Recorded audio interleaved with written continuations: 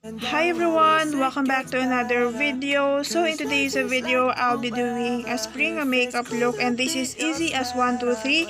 And I know some of you are still beginner on makeup, but don't worry guys, I got you.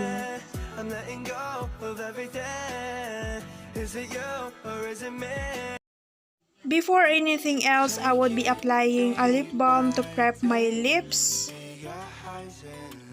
For this look, I'd love to make my base glowy, so I'm going to prep my face using this Sky Soul Wrinkle Bounce Collagen Moisturizing Mist to get that extra glow, and this will make the colors pop.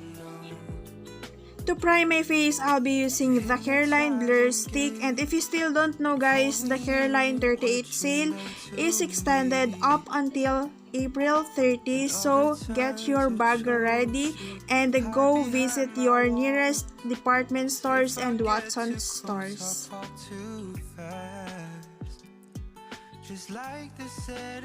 Moving on, I'm going to prime my eyelids using this Bio Aqua Face 109 stick, and guys, I super love this one. I use this to prime my eyelids when doing my eyeshadow look, and also I use this to cover my under eye circles.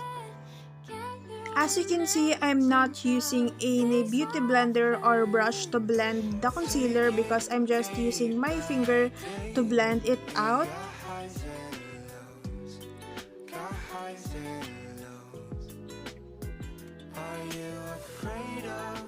For the first step of doing my eyeshadow look, I'll be using this KGM liquid paint in the shade Flower Bomb. I super love this one. Actually, this is a skincare and makeup in one. This liquid paint has a pearlescent finish and not sticky at all, and also a little bit goes a long way. The pigment is not overwhelming. It also looks natural on the skin. Feels like I'm wearing nothing at all. They have other shades available, and I'm sure it will complement morena to mestiza skin tones. I'll be using the All Day Color Pocket Eyeshadow from NEOGEN, and I'm using the shade Coral Sherbet, and I'm going to apply it over my eyelids. And this shade has a perfect champagne color and has a very fine shimmers, as you can see.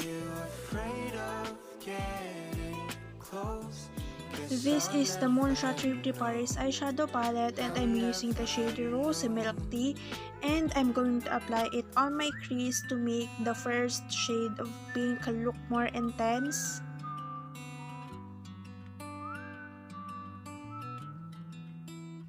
Going back to the shade Coral Sherbet, I'm going to apply it over again on my eyelids. You all know me, eyeliner is life, so I'll be using this MACQUEEN New York waterproof gel liner in the shade Classic Heroine, and lately I've been loving gel liner since usual liners is so strong and pigmented, and I'm going to do tight lines since it will make my lashes look fuller because I'm not wearing any falsies.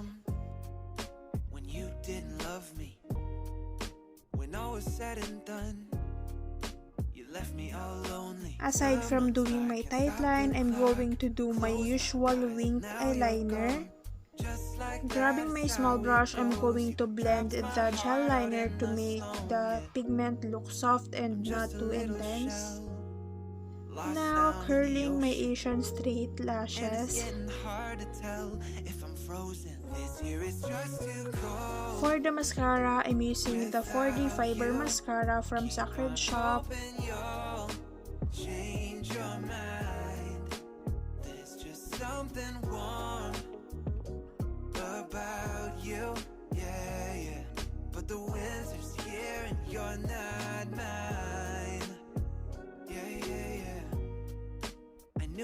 For my brows, I'm using this Careline Best Brow Liner in Brunette.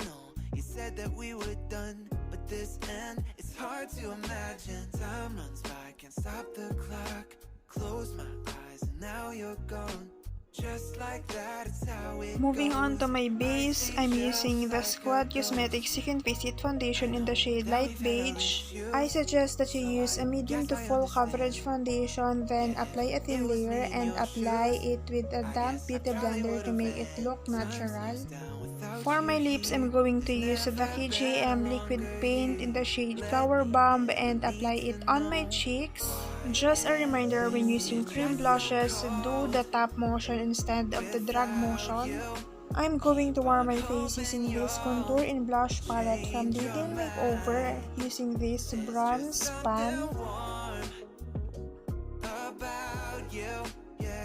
Using my Vice Cosmetics Duo Finish Foundation in the shade Morena, I'm going to set the other parts of my face but not too much since I wanted my base to look glowy.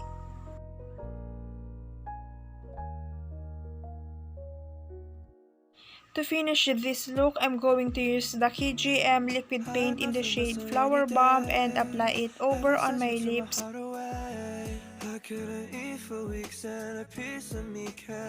And look how pretty it is.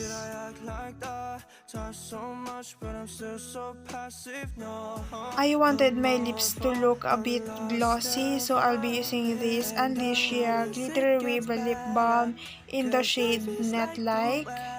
If it's cold, I'll be your sweater. When it rains, I'll be your shelter.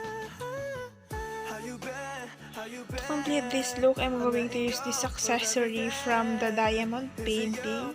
So here's my final glowy spring makeup look.